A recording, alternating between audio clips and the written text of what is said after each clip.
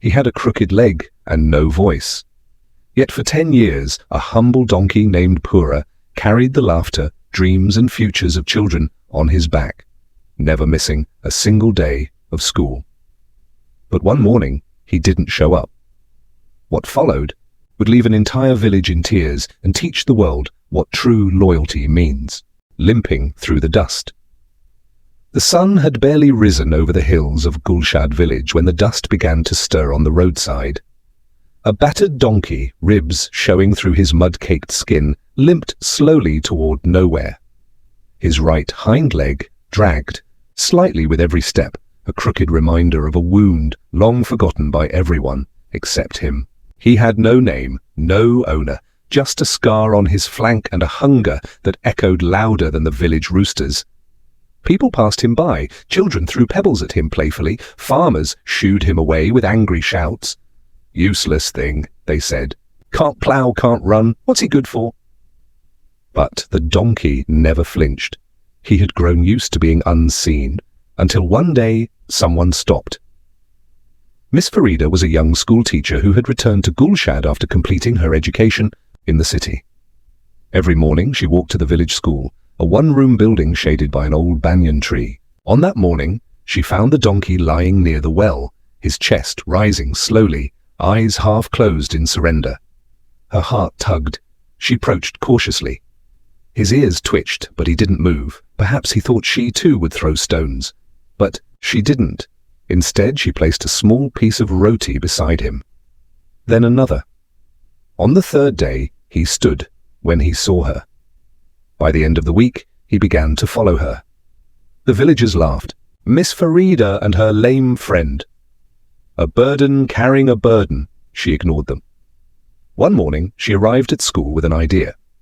Her students, tiny faces with bright eyes, came from far-off homes. Many walked miles through rocky paths to get to school. Some arrived tired. Some didn't come at all. She looked at the donkey, who now waited patiently outside the gate, swatting flies with his tail. "I wonder," she whispered, "if you would carry something other than sorrow." The next day, she tied an old cushion to his back with a length of cloth. A little boy named Samir climbed up, trembling at first, but the donkey stood still, gentle, calm, and understanding. He walked slowly but surely. The children giggled. One by one, they took turns. By the following week, the donkey was carrying 2 children at a time, limping steadily along the winding road, his ears perked as though proud. He had found a purpose. They named him Bhoora, after his dusty brown coat, but to the children, he was more than a donkey. He was a chariot, a gentle old friend, the beginning of every school day, and the promise of stories on the ride home. Miss Farida would watch from the window as Bhoora arrived, his gait uneven, but determined, the children's laughter trailing behind him like a melody in the wind. No one threw stones anymore, and Bhoora? He had no idea what made the children smile so much when they rode him. But he knew somehow that he mattered now. Even with a limp he could carry dreams, the school bell and the saddle. Every morning the village of Gulshad stirred to life with the sound of roosters, temple bells and distant radios. But for the children of the farthest homes, across streams, over rocky bends, beyond the wheat fields, the real signal of morning wasn't the bell at school. It was the soft, rhythmic thump of Bhora's hooves against the earth. By now he had learned the route like it was carved into his heart. He limped from door to door, pausing patiently as little hands clutched slates and lunch tiffins, climbing up his worn back 2 at a time. Someone tied a small brass bell around his neck. It jingled with every step. The sound became a melody. The village grew to love Bhora's gentle trot and the children's laughter following him like sunshine. Miss Farida had made him a soft saddle from old rice sacks and cotton batting. Every weekend she'd sit under the banyan tree, sewing it back together, humming softly while Bhoora rested nearby. His limp never improved. In fact, it grew worse in the cold months. But not once did he stop. The children adored him. Little Samir, who used to dread the long walk and often missed school, now arrived early every day, his face pressed to the window, waiting for Bhoora to appear. Zara, who once cried every morning when her mother left her at the school gate, now held Bhoora's neck tightly when she was scared. Even the older boys, who once thought it silly to ride a donkey, started requesting their turns. They fed him roti, sugar cubes, and sometimes pieces of mango stolen from the lunchbox, and Bhoora, he never complained, never hesitated. One rainy morning the path to school was flooded. The children stood uncertain at the edge of the rising stream.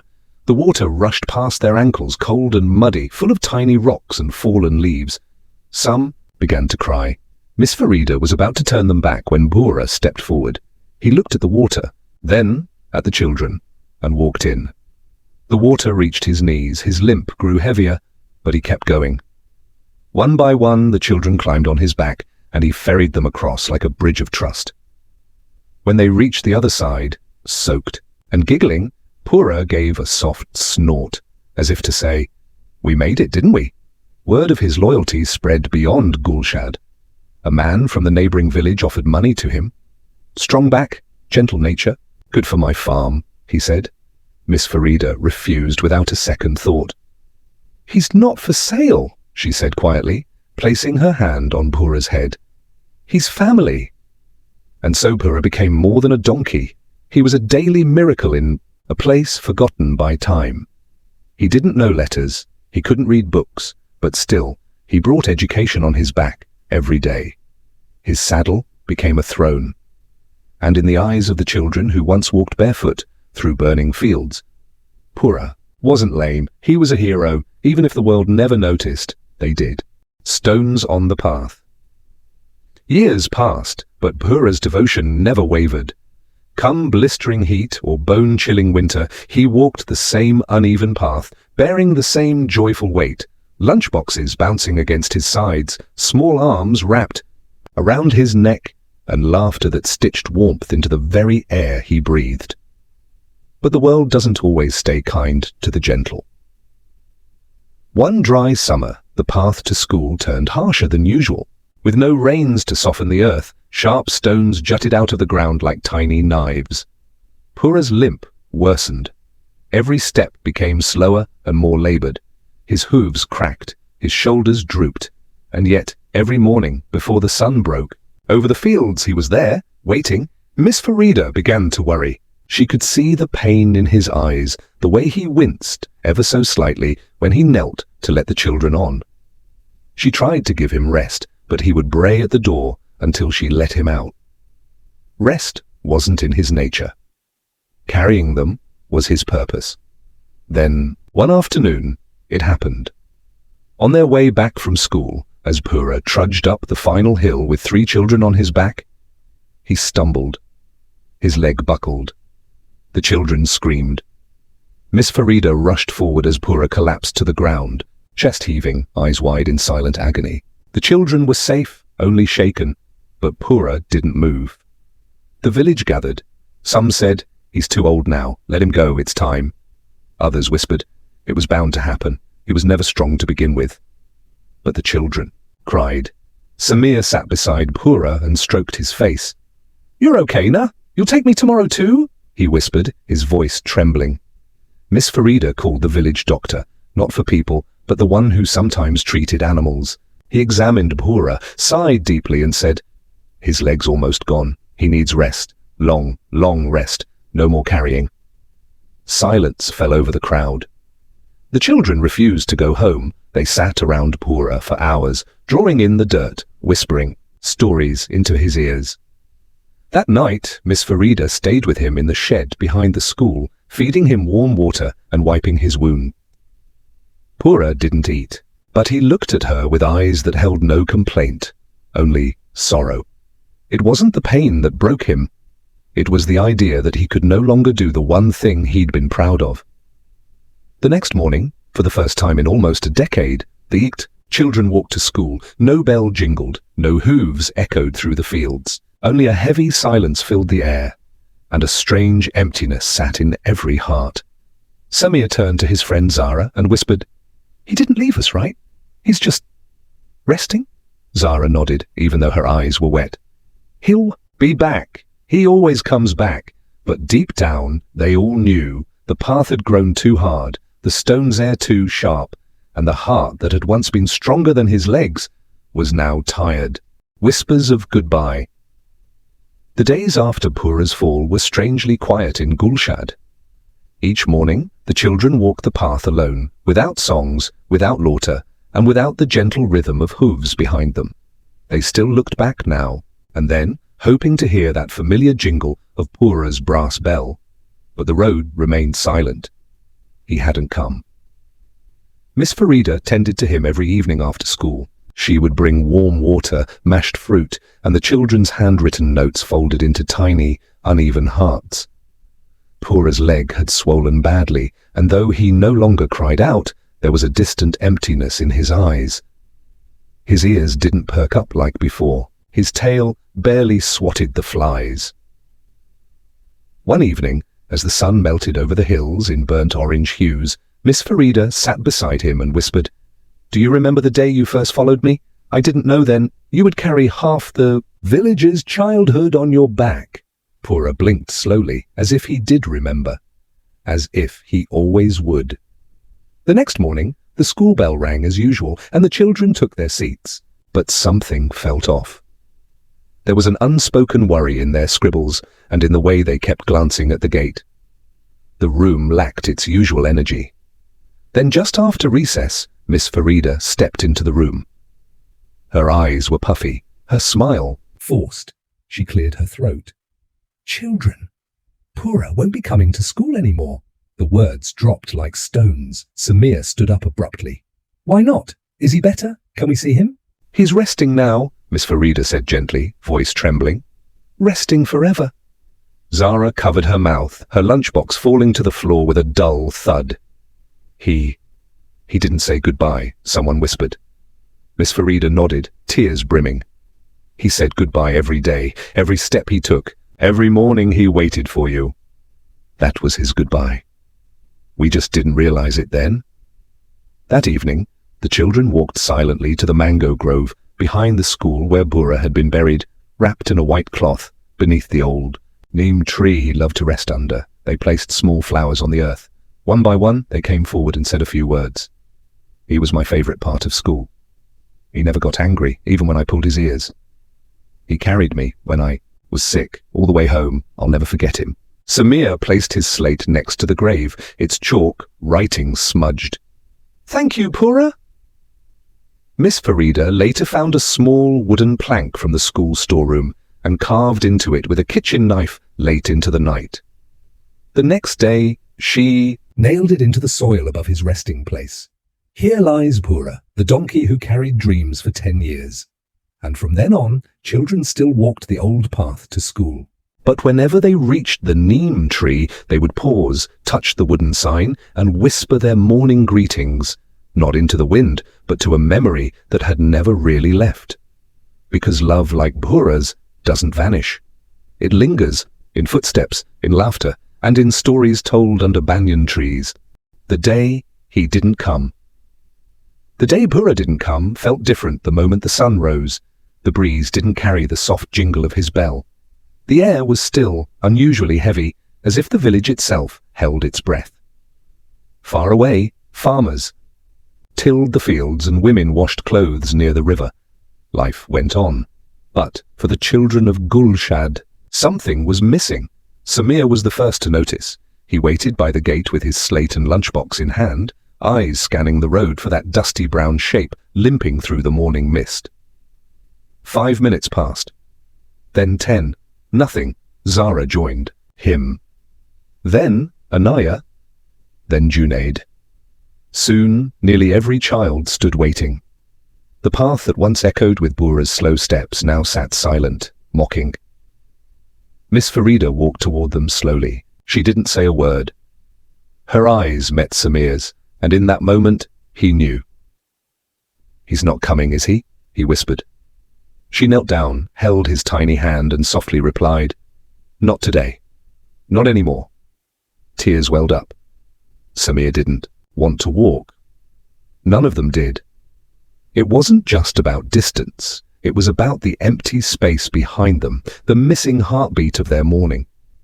They eventually walked, slowly, dragging their feet across the dusty trail that Bhoora had walked every day for a decade. Each stone they passed seemed to ache in silence. The school bell rang, but the children didn't rush to their seats. Their eyes turned again and again toward the gate, hoping, desperately, that this was just a bad dream, that maybe Bhoora had just overslept, that maybe he'd appear like he always did, with tired eyes and a wagging tail, pretending he wasn't hurting. But he didn't, and he wouldn't. That day, Miss Farida didn't teach from the blackboard. She sat the children in a circle under the banyan tree and placed a photo on her lap. It was a faded picture, taken with an old village camera. Bhoora stood with two children on his back, ears tilted playfully, a garland of marigolds around his neck. Someone had written under it in crooked handwriting, "Our Bhoora, our hero, let's remember him," she said softly. Not just the way he died, but the way he lived. The children began to share. "Remember the time he walked through that flood just to get us to school? He always waited for me when I ran late. I used to braid his tail with ribbons. He never got angry. I once told him all my secrets. I think." He listened. Their voices cracked, but they kept going, one memory at a time. And somehow, with each story, the grief eased just a little. Bhoora may have been gone, but the love, Hagav, and lessons he taught in patience, in loyalty, and in silent strength remained. That night, Samir drew a picture. A donkey with one crooked leg, a bell around his neck and wings. He folded the paper and placed it beside his pillow. "I know you couldn't come today," he whispered into the darkness. "But maybe now you can fly." And somewhere, in the soft silence of the night, the wind carried that whisper beyond the fields, through the neem trees and into the sky, where Bhoora now wandered, free of pain, still carrying every child's dream on his back. A statue beneath the tree. Years passed. Seasons changed, children grew. But in the village of Gulshad, one story never faded. Every new student who walked through the gate of the old school heard the tale, not from textbooks but from their older siblings or from Miss Farida, now with gentle wrinkles and silver threads in her hair. A tale about a donkey with a crooked leg and a heart stronger than any man. A tale about Bhoora, the lame donkey who carried children, not just to school, but toward their dreams. He had become a legend. Still, his resting place under the neem tree was humble. A small wooden plank marked it, the letters fading slowly, under the sun and rain. The children kept bringing flowers, drawings, and small gifts, a mango here, a torn piece of roti there. No one told them to. They just did. But time has a way of taking even the clearest memories and softening their edges. Until one day, Samir, now taller, his school bag replaced by a leather satchel, and a teacher's badge, returned to Gulshad. He had become a teacher in the city, but never forgot the donkey who carried him through his earliest days of learning. On his first visit back, he stood silently by the neem tree, wiping the dust from the old wooden sign. The plank was falling apart, and that's when the idea was born. With help from the village and a few donations from former students scattered across cities and countries, Samir commissioned a small stone statue. It wasn't grand, it didn't sparkle. But it captured Bhoora perfectly. Ears perked forward, one leg slightly bent, and a gentle saddle on his back. The entire village gathered on the day it was unveiled. The children, young and old, sat under the banyan tree. Miss Farida, now retired but radiant as ever, stood beside Samir as the cloth was pulled away. Gasps filled the air. Some clapped, others cried. A little girl whispered to her friend, "Is this him? The real Bhoora?" "No," said Samir, kneeling beside her. "The real Bhoora is in here." He tapped his chest. "And in there." He pointed to her heart. "But this will help us remember." At the base of the statue, etched into the stone, were these words, "Bhoora, the donkey who carried dreams." From that day on, it became a ritual. Every morning before the bell, children would place their hands gently on the statue's back, just like they used to hold the real Bhoora years ago. They would whisper wishes, secrets, or simple hellos. It was no longer just about remembering the past. It was about honoring kindness, loyalty, the kind of love that expects nothing in return. Years later, when Samir's own son asked him, "Baba, why did a donkey get a statue?" he smiled and replied, "Because once upon a time, a lame donkey taught a village how to believe in something bigger than themselves. And because heroes don't always have swords, sometimes they just have crooked legs and gentle eyes." And long after Bhora's hoofprints faded from the dusty path, his story still walked beside every child who dared to dream, one slow, steady step at a time.